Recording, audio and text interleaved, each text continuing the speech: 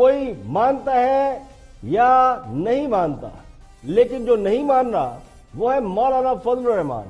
نہ وہ دھرنے سے اٹھنے کے لیے راضی ہیں، نہ پیچھے ہٹنے کو تیار ہیں۔ مذاکراتی ٹیم اور چودھری برادران بھی مولانا فضل الرحمان کو دھرنے سے اٹھانے میں ناکام ہو گئے۔ مولانا فضل الرحمان نے واضح کر دیا ہے وہ آگے تو بڑھ سکتے ہیں لیکن پیچھے نہیں ہٹ سکتے۔ مولانا فضل الرحمان سے معاملات کا حل نکالنے کے لیے مہلت مانگی گئی ہے، جسے انہوں نے تسلیم کر لیا ہے۔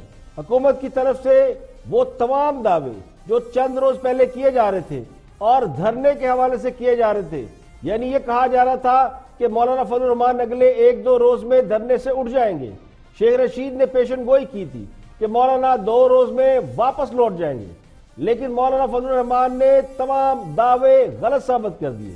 مولانا فضل الرحمان نے اپنی مجلس شورا کے ساتھ مشاورت کے بعد آئندہ کے لاہ عمل کا اعلان کر دیا ہے اور یہ واضح کیا ہے کہ اگلے مرحلے میں پلان بی پر عمل شروع ہوگا، جس کے مطابق احتجاج کا دائرہ کار ملک بھر میں پھیل جائے گا۔ تماشبینوں کا نہیں ہے یہ اجتماع، کوئی پکنک کا اجتماع نہیں ہے، یہ اجتماع کسی عیاشی کا اجتماع نہیں ہے، یہ اپنے نظریے اور موقف کے ساتھ استقامت کے ساتھ کھڑے ہونے والوں کا اجتماع ہے۔ یہاں کوئی رات کو مجرے نہیں ہو رہے، یہاں پر قوم کے محترم لوگ بیٹھے ہوئے ہیں، عزتدار لوگ بیٹھے ہوئے ہیں۔ یہ کسی رسم سلوک کے لیے نہیں آئے ہوئے، یہ کوئی پکنک بنانے کے لیے نہیں آئے ہوئے، یہ کوئی عیاشی کے لیے نہیں آئے ہوئے۔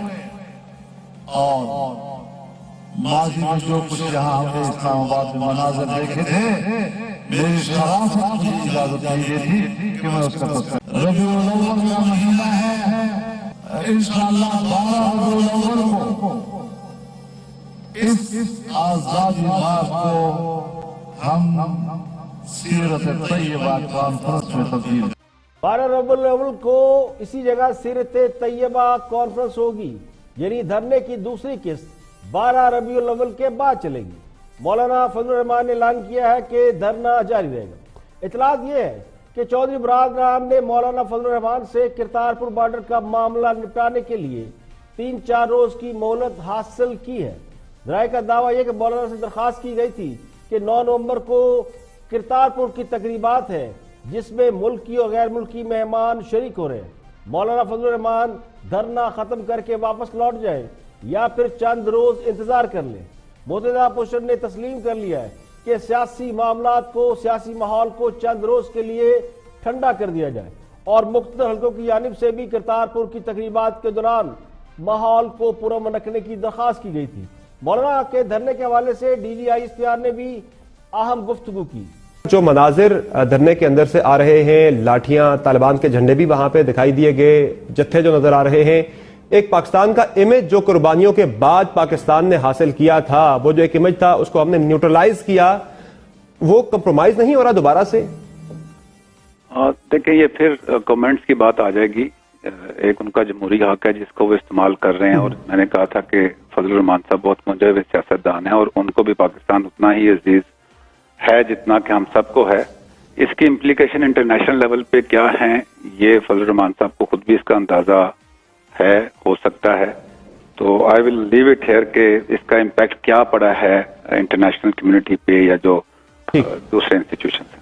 ایک اور بڑی امپورٹنٹ چیز ہے سر، وہ یہ ہے کہ جے یو آئی کی طرف سے جو اعتراض آ رہا ہے کہ اشتعال دلایا جا رہا ہے ہمیں، اور ساتھ ہی ساتھ وہ کہتے ہیں کہ پی ٹی آئی کے دھرنے پہ کوئی بات نہیں ہوتی، اس پہ بھی جواب آنا چاہیے۔ دیکھیں، اس پہ بھی بہت بات ہوئی ہے، دھرنے اب کافی عرصے سے ہو رہے ہیں۔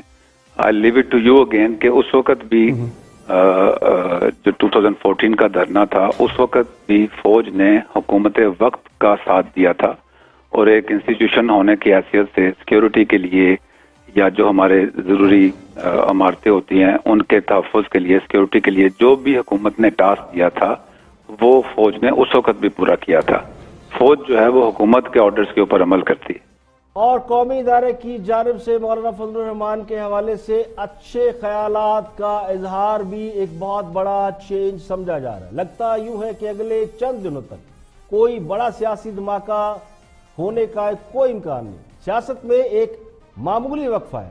وقفے کے بعد معاملات وہیں سے شروع ہوں گے جہاں پر انہیں روکا جا رہا ہے. دھرنے کی اگلی منزل ڈی چوک ہوگی, ملک بھر میں احتجاج ہوگا, یا پھر مولانا کچھ نہ کچھ حاصل کر کے ہی اٹھیں گے.